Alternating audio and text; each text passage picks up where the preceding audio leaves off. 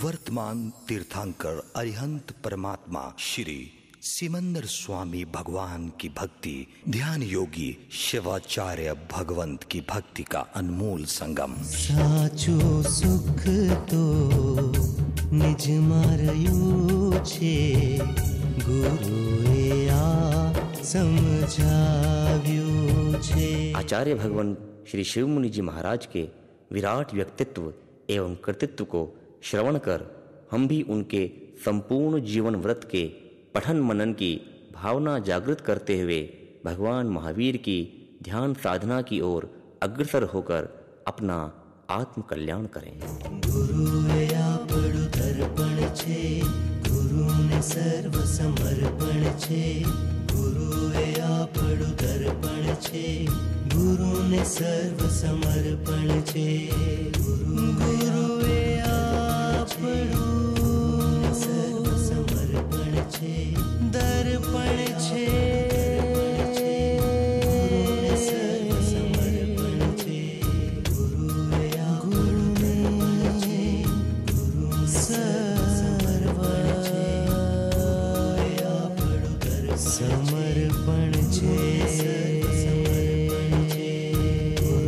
जीवन तत्व के 7 आसन हैं। अगर वो 7 आसन आप प्रतिदिन कर लेते हैं तो जीवन भर आप आनंद से जी सकते हैं। शरीर के किसी भी रोग से आप मुक्त हो सकते हैं। उसमें 2 बैठ के करने वाले हैं, 5 लेट के करने वाले हैं। पहले मैं आपको बैठ के करने वाले सिखाऊंगा, उसके बाद लेट के करने वाले सिखाऊंगा। जीवन तत्व के 7 आसनों में बैठ के करने वाले में हम सबसे पहले स्कंद संचालन करेंगे। दोनों हाथ अपने घुटनों पर और कंधों को संचालित करेंगे। कंधों की साइकिल बनाएंगे। स्कंद संचालन आसन से आपकी छाती के रोग, कंधों के रोग दूर होते हैं और शरीर में फ्लेक्सिबिलिटी प्राप्त होती है। इसी को विपरीत दिशा में धीरे धीरे करेंगे, कोई जल्दबाजी नहीं, आराम पूर्वक विश्राम। दूसरा एक आसन है जिसको हम कहते हैं नाड़ी संचालन आसन। दोनों पांवों को फैला लेंगे, जितने आराम से फैला सकते उतने फैला लीजिए। दाएं हाथ को आपके बाएं पांव को टच करना है, बाएं हाथ को आपके दाएं पांव को टच करना है।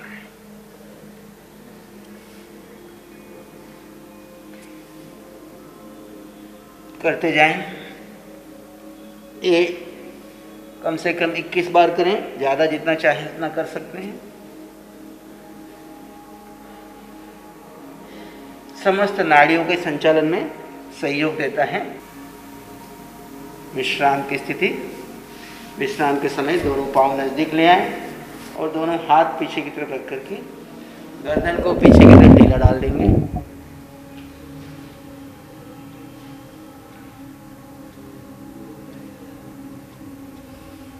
रिलैक्स। अगला अभ्यास है लेट के करने वाले 5 आसनों में सबसे पहला है सर्वोत्थान आसन। सर्वोत्थान आसन में जमीन पर पीठ के बल लेट जाना है। दोनों हाथों की कैंची बना लीजिए अपने पेट के ऊपर। सांस भरते हुए दोनों हाथों को ऊपर की ओर खींचेंगे और पाँव को नीचे की ओर खींचेंगे।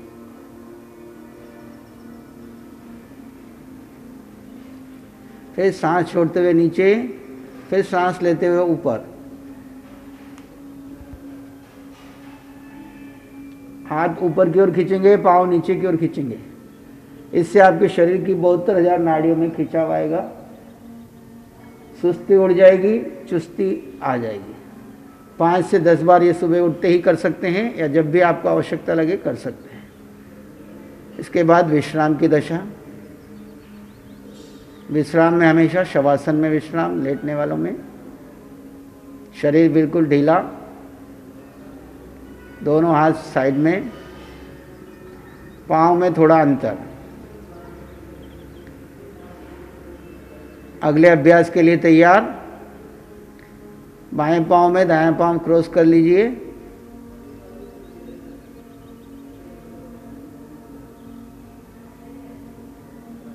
अब बाएं पाँव के अंगूठे को जमीन पे टच करना है, दाएं पाँव के अंगूठे को दूसरी तरफ, नहीं तो एड़ी टच करना है। पग चालन आसन, इसमें पाँव के अंगूठे से लेकर नाभि तक की समस्त नस नाड़ियों का संचालन होता है। घुटनों के दर्द के लिए बहुत अच्छा अभ्यास है। 5 से 10 बार कीजिए, फिर चेंज करके दूसरे पाँव को क्रॉस कर लीजिए और एक तरफ अंगूठा, दूसरी तरफ अगर अंगूठा लगता है ठीक, नहीं तो एड़ी।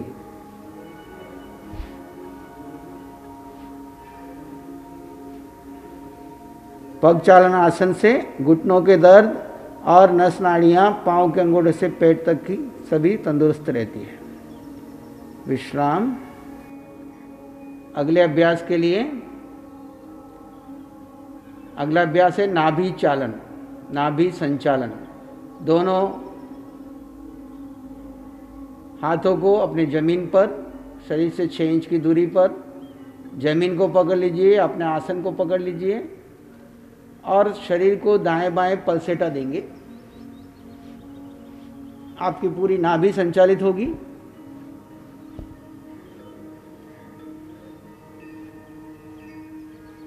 पंद्रह से 20 बार कीजिए। पेट के समस्त रोग, पेट में बढ़ी हुई गैस आदि दूर करेंगी, मोटापा दूर करेगा। विश्राम। इसी अभ्यास को हम उल्टा भी कर सकते हैं, उसको हम कहते हैं उल्टा नाभि चालन। ये भी मोटापा घटाने के लिए बहुत अच्छा अभ्यास है। इसमें हमें पेट के बल लेट जाना है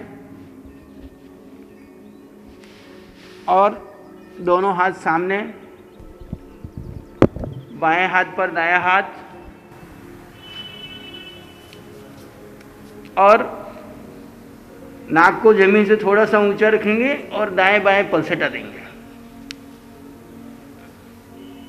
पेट की बढ़ी हुई चर्बी घटेगी, मोटापा घटेगा। अपनी आवश्यकता अनुसार इसको ज़्यादा भी किया जा सकता है। विश्राम।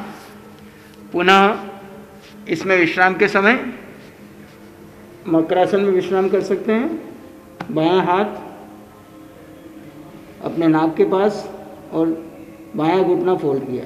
इसी को विपरीत दिशा में भी कर सकते हैं। धीरे से पुनः करवट ले लें और शवासन में आ जाएं।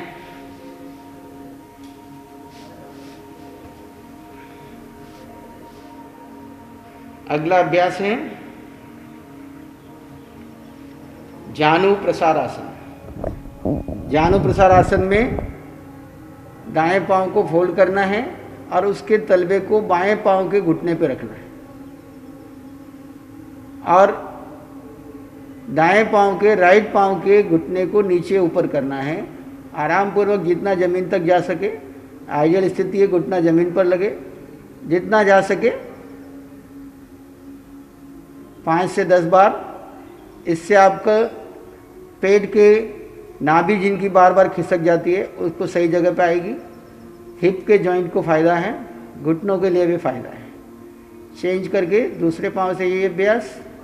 अब दायां पांव सीधा है तो बाएं पांव का तलवा दाएं पांव के घुटने पर और बायां घुटना ऊंचा। अब इसको ऊपर नीचे करेंगे। 5 से 10 बार इसका प्रयोग कर सकते हैं।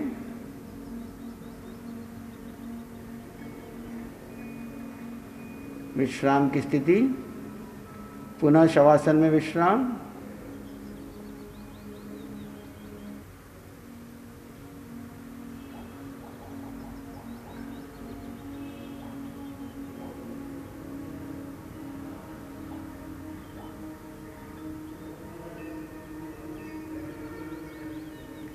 अगले अभ्यास के लिए तैयार।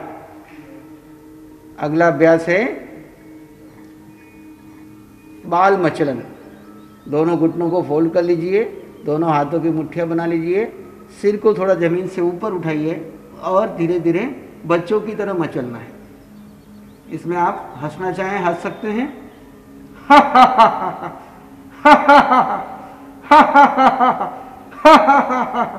और इसमें स्पीड बढ़ाई जा सकती है।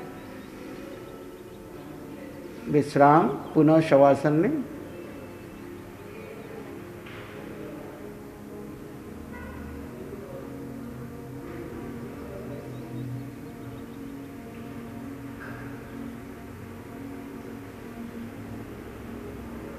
ये थे जीवन तत्व के आसन। प्रतिदिन जीवन तत्व के आसन करने से आपके शरीर के समस्त जोड़ और शरीर में ऊर्जा का संचालन सुंदर रूप से होगा।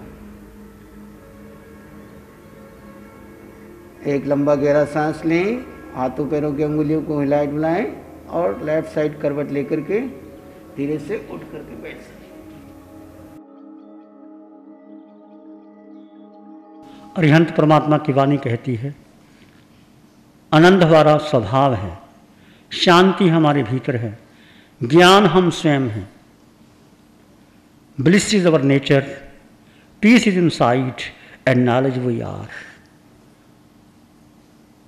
आनंद हमारा स्वभाव, जैसे मिश्र जी का स्वभाव क्या होता है? मीठा। ऐसे आपका स्वभाव क्या है? आनंद। वो किसका स्वभाव? वो देह का नहीं, आत्मा का। इस देह के कण कण में, अंग अंग में आत्म विद्यमान है, उसका स्वभाव आनंद है। और वो आनंद कहाँ? शांति कहाँ? आपके भीतर, बाहर नहीं, भीतर। और ज्ञान कहाँ? ज्ञान हम स्वयं ज्ञान है। जी आया से विनाया, जो विनाया से आया। जो आत्मा है ज्ञान, ज्ञान है आत्मा। तो आनंद, शांति, ज्ञान कहाँ है? इसकी हम खोज करना चाहते हैं। क्या आप अपने जीवन में सत्य को पाना चाहते हैं? क्या आप अपने जीवन में आनंद, शांति, सुख, समृद्धि में रहना चाहते हैं? क्या ज्ञान प्राप्त करने के बाद आपके जीवन को समस्या का समाधान हो जाता है? बिना किसी शब्द के आप एक सत्य को जान लो तो आप सब कुछ जान लेते। वो कौन सा? जी एकंग जाना ही से सबंग जाना है। जिसने एक को जान लिया वो सब को जान लिया। जिसने एक को नहीं जाना वो कुछ नहीं जाना। वो एक क्या है? वो है आत्मा, आत्म ध्यान, अरिहंतों की साधना। आनंद, शांति, सुख, समृद्धि और समाधान प्रत्येक व्यक्ति की स्वाभाविक अपेक्षाएं हैं। इसी अपेक्षाओं की पूर्ति के लिए प्रत्येक व्यक्ति रात दिन मेहनत करता है, श्रम करता है, धन इकट्ठा करता है, पद प्रतिष्ठा के पीछे भागता है, साधनों का संग्रह करता है, परंतु उसकी अपेक्षाएं पूरी नहीं होती। अपेक्षाएं कैसे पूरी हों? भगवान की वाणी कहती है, सुख साधना में है, साधनों में नहीं। आनंद पदार्थ में नहीं, आनंद तुम्हारे भीतर है, आत्मा में है। शांति बाह्य भ्रमण में नहीं, शांति आत्म रमण में है। समृद्धि संचय में नहीं, समृद्धि समायिक और मैं आत्मा में है। समाधान पर ध्यान में नहीं, समाधान आत्म ध्यान में है। उतना बच्चों पर गहरा असर पड़ता है। जो प्रेग्नेंट वोमेन हैं वो बच्चों वो करती हैं तो बच्चों पर बहुत गहरा असर पड़ता है। बच्चे बहुत धार्मिक हो जाते हैं। तो मैं कहूँगा उनको ज़रूर शिविर करना चाहिए, प्रेग्नेंट वोमेन को। और जो वृद्ध लोग हैं, जो बुज़ुर्ग हैं, जो 70 साल के हैं, उनको भी शिविर करना चाहिए। हम उसके लिए मेडिटेशन चेयर भी देंगे, कुर्सी में बैठ सकते हैं। ऐसा नहीं कि तुम नीचे बैठ के कर सकते हो, कुर्सी में बैठ के कर सकते हो। युवाओं को बहुत ज़रूरत है शिविर करने की, बच्चों को बहुत ज़रूरत है, बहनों को बहुत ज़रूरत है। थक जाती है बहनें, फिर उसको एंटरटेनमेंट करने के लिए कभी किट्टी पार्टी में जाती हैं, कभी वो घूमने जाती हैं, कभी किसी का मनोरंजन का सहारा लेती हैं। इससे अच्छा सहारा, सबसे सुंदर ये है कि जब भी आपका शरीर थक जाए तो ध्यान कीजिए। हमने योग निद्रा भी करवानी थी। एक योग निद्रा कैसेट है निशा जी की सोहम ध्यान में, आप घर में लगा करके सोहम की ना कैसेट भी सुनेंगे तो आपको गहरी रिलैक्सेशन मिलेगी और गहरे ध्यान में डूब जाओगे। तो ध्यान शिविरों की हर किसी ने, जिन्होंने भी 10 साल से 12 साल से ध्यान शिविर चल रहे हैं, not even a single person has not said कि I am not getting benefit from this meditation course.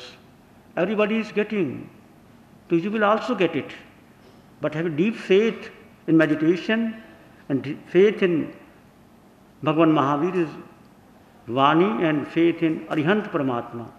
Arihant परमात्मा की कृपा, शासन देवों की कृपा।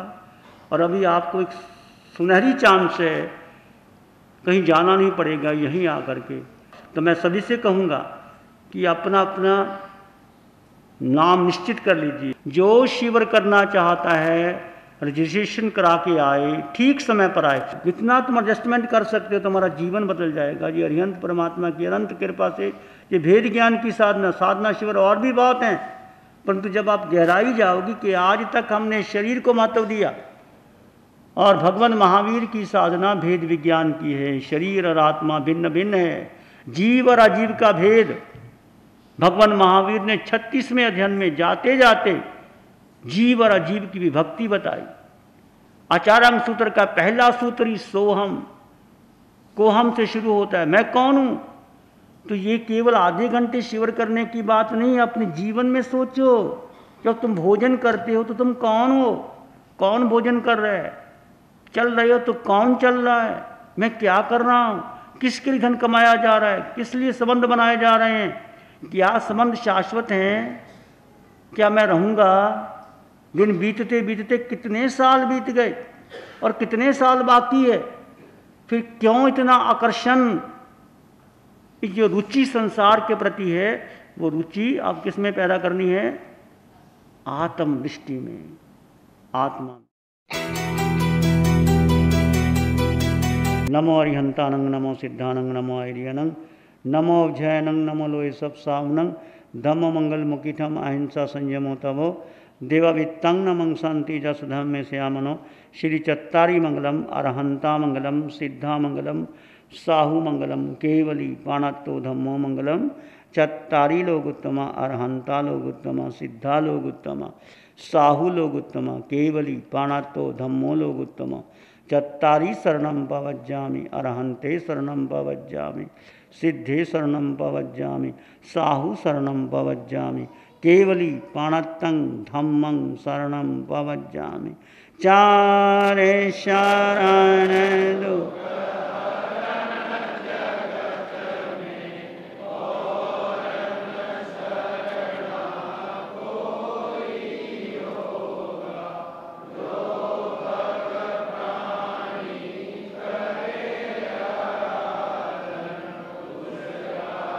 अजर अमर। आओ शिव